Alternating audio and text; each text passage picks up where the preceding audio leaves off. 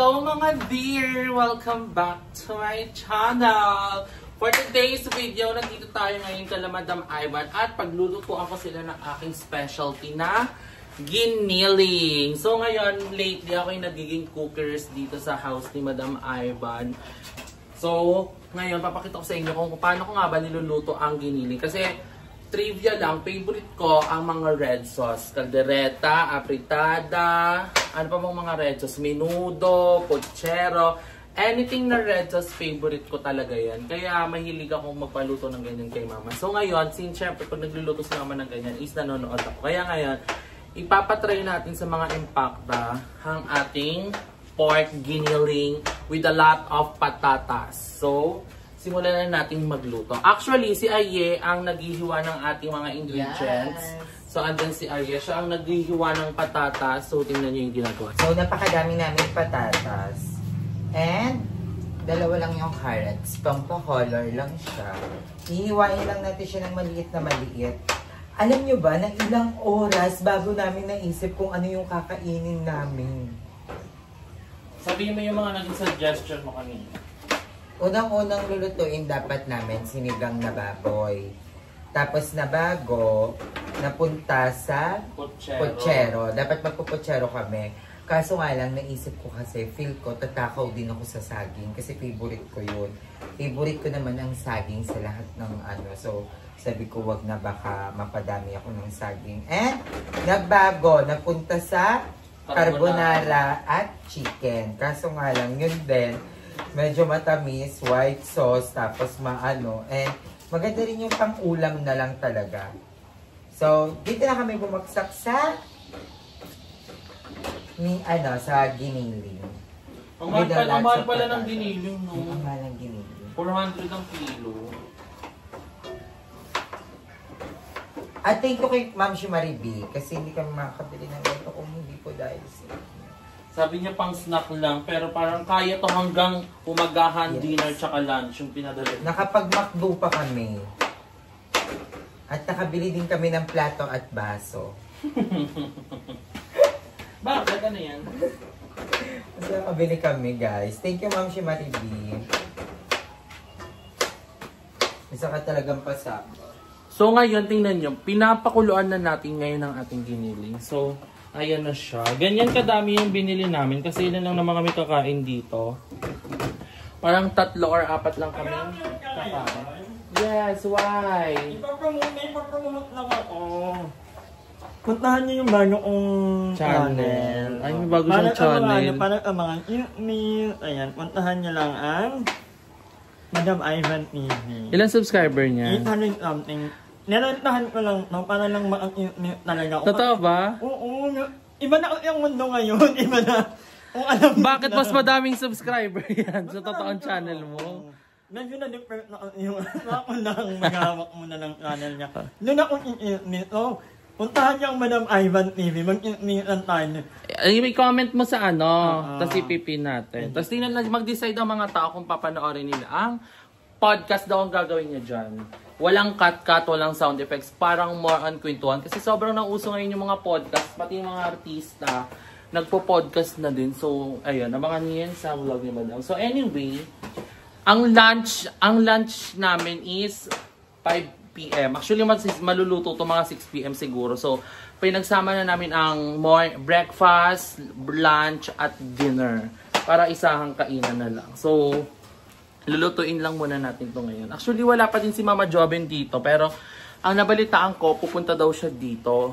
At si Bebang. Tama ba? Pero hindi ko sure ha. Wala kay assurance from me. Nabalitaan ko lang siya, narinig lang siya ng tenga ko na pupunta daw si Bebang dito. So, ayun, hindi ko alam. So, lulutuin lang muna natin to ngayon. Dapat ang pagluto sa giniling, dapat lutong-luto. Kasi yung taba nito minsan, yung loob hindi pa luto. Pero yung labas, mukha ng luto. Kaya medyo matagal din lutuin. So ngayon... Tsaka masarap yung nagmamantika na, Emma.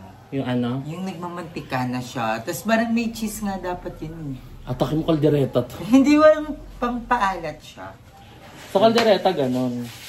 Yung may cheese pinakadulo. Ang sarap niya. Yung parang yung sobrang sarap ng sauce niya. Yung red na red. Tapos medyo nagmamantika. Yung walang sabaw.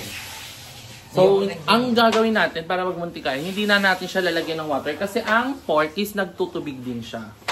So, look, meron na siyang water. Sorry, iba kanina mura. No, hindi ako yun. Magkaiba kami nun. So, Darla, kabahan ka na kasi ang mga tao dito ay nasasarapan sa luto ko. Pag nagluluto, ang pinaka-secret is low heat lang talaga dapat. Slow cook. Kasi pag malakas yung apoy, luto yung labas, yung loob, hindi pa masyado luto. Kaya, maganda, even dapat yung pagkakaluto. I'm so excited. Feeling ko mapapadami ako ng kain. So ayun, nilalagay na natin ang paminta. Sa paminta, meron tayong dalawang klase. Ang ininimal ko. Meron tayong powder, and then meron tayong durog. Maganda kasi yung sa giniling yung may makikita kang paminta. So pero maganda din yung powder kasi para malasa talaga siya. So ilagay na natin siya para mag-collaborate na yung mga seasoning natin. Titimplahan natin siya. The more paminta, the more na masarap. Pero dalawa lang ilalagay natin. Yung sili, sinabi mo. Hindi. That's na ginigisa. Kung gusto nyo mas mahang yung pagkain nyo guys, isama nyo sa paggisa yung sili. Pero kung gusto nyo yung parang padjak lang na taanghang, so kahit sa dulo nyo na ilagay. So ayan. Nalagay na natin ang ating mga paminta. At next natin is asin. So ito na yung mga pampalasa natin. Wala tayong preservatives. Alam mo ba, pag nakikita ko tong ganito, naalala ko yung mga nilulutuan ni ate Suset na aso niya. Ganyan kasi pagkain ng mga aso niya, di ba, mayaman. Ganyan na may kalabasa. Buti pa yung mga aso nakagililing araw-araw. Tapos dapat pinapakuluan. Kaya doon ko nakuha din yung dapat pinapakuluan ng maigi. Kasi madaling masira ang giniling na baboy. What happened, Bella? Bella, what happened? Nai-impact ako pangalawang beses ka to. Ayoko na dito sa lamesa namin. Nai-impact lang. Huwag na nga mag-giniling. Tama yung sinabi, dapat nagpansit kanto na lang tayo. Oo, nandun na lahat ang ingredients. Guguntingin mo na lang yun eh. Pero tapos ka na, oh. Tapos, Mga carrots na lang. Ang dami. Oo, sabi sa'yo isa lang eh.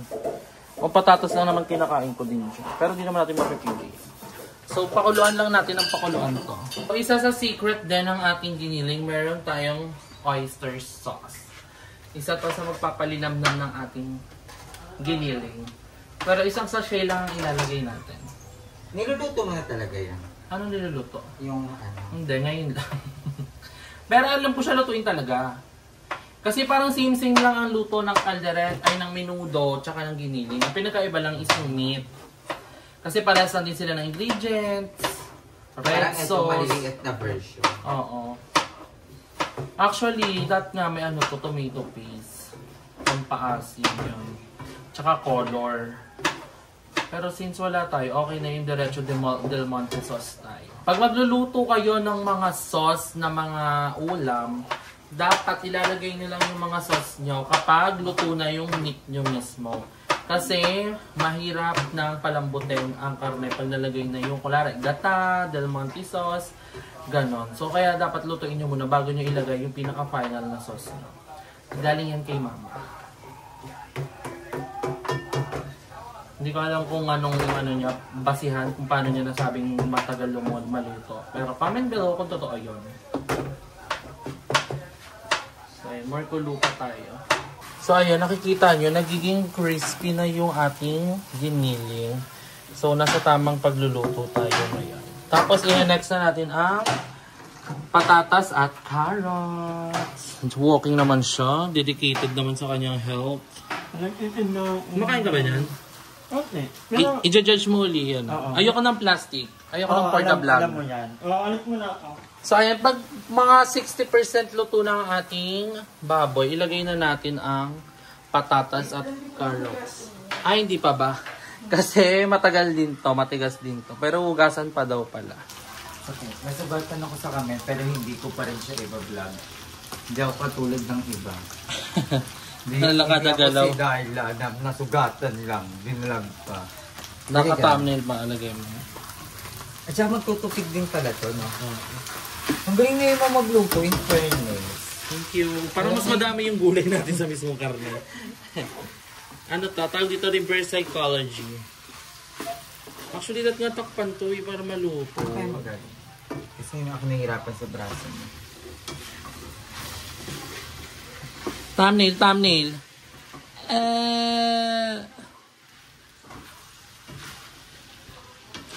So, ito na yung pakulo part. Pag lumambot-lambot na yan, ilalagay na natin mamaya ang ating tomato sauce. So, babalikan namin kayo pag paluto na.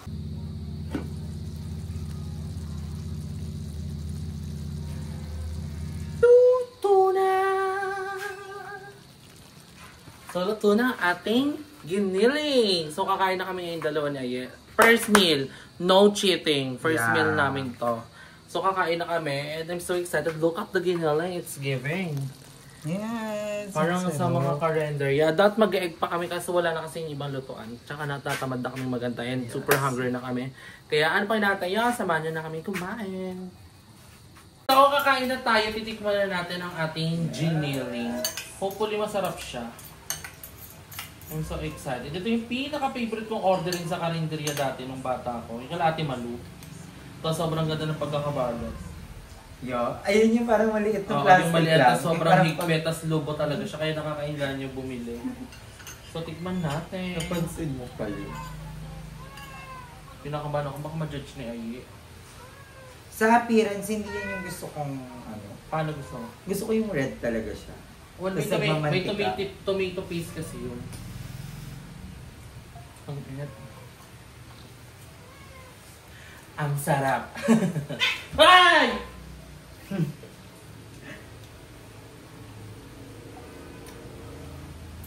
Gusto ko sabihin ang sarap. Ano bang ibang word pa ang pwedeng gamitin? Guys, masarap siya. Giniling. Diba? Gusto ko siya. Gusto ko din siya. Sarap siya. Not because it's my luto, pero ganitong giniling gusto ko. Hindi nga na siya maanghang, no? Hindi masyado. Pero feel ko ang weird pag maanghang na. May Yung sobrang konting sipa anghang. lang siya. Masarap na ito kung may egg sana, kaso tatamad na kami magpakulo. Ay mo, feel ko mag-culinary ko. Bakit? Kasi marunong ka magluto eh. Marunong ka magtimpla, marunong ka magtansya. Ang sarap niya yung fairness. Hindi ko siya in-expect. Ano pa yung mga kaya mong lutuin? Caldereta. Menudo. Ano pa ba? Madami naman, kaya ako magluto. Bicol Express, kaya ako magluto. Kaya nandito na taga ako, hindi na taga ako kumikilos. Kasi may nagluluto si Darla. Ang sarap! Ang sarap ng patatas. Mamaya, tatanungin natin si Madam Aimang. Wala itong magic sarap! Asin-asin lang.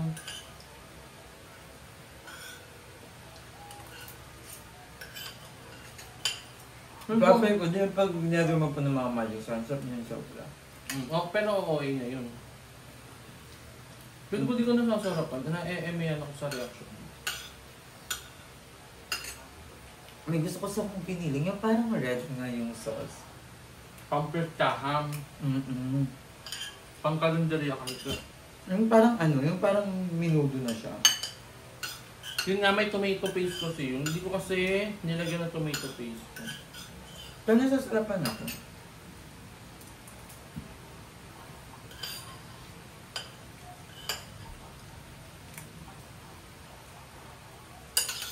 Kadami kain ko nito. Mababash tayo na. Bakit? Hindi kayo nagsiserving spoon. Ba't ngayon magsa-serving spoon? Ito na nga yung kinuha namin para dito kami maghati dalawa. Napakikita ko nga din comment na yun, pati sa sinigang natin. Guys, nauubos naman namin, hindi na namin pinapakain sa iba.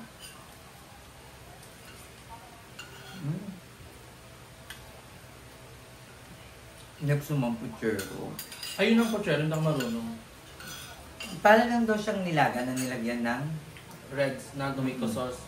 Yun nga kasi parang medyo maputla yung pagka-red niya, di ba dapat?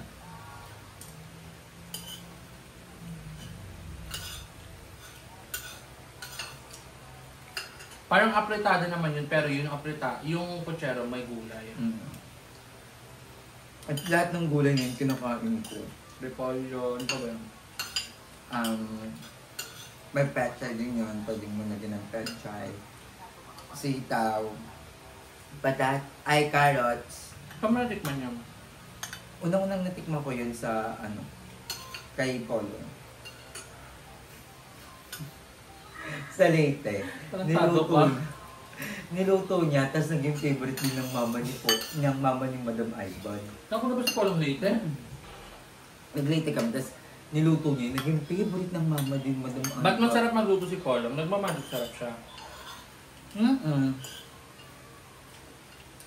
Ewan ko masarap siya magluto.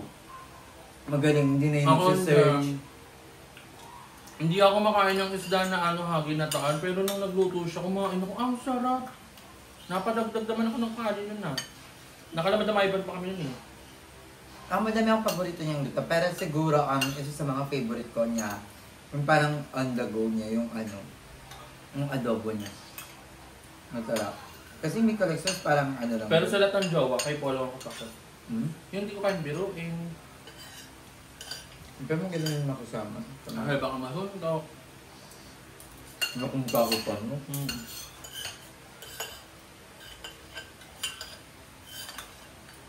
Paano mo siya pwede biruin? I'm done. Kamusta na? Ay, nagbabag pala ako guys na okra sa tubig. Kasi may mga nag-comment sa kanya, try niya daw ibabad yung okra sa tubig, tapos yun yung iinumin mo. Kasi healthy, nakakababa daw yung sugar. So ayun guys, anyway, thank you so much for watching and sundan niyo lang yung pagluluto ko ng giniling. Malalasahan niyo kung bakit ko din sinasabi na nasasarapan ako. Walang nasasarapan ako. Mamaya tanong natin si Madam Ivan pagdating niya. But anyway, dito ko na muna end yung vlog ko. Thank you so much for watching everyone. Abangan niyo yung vlog ni Ayan, ni Madam Ivan, ni Darla. Mag-upload na ba ngayon? Wala si Darla, yung interview ko. Huwag na lang. So anyway, ayun lang guys. Comment down below kung ano pang content na gusto nyo gawin namin. Hanggang sa muli. Paalam! Thank you, Ma'am Jamari B.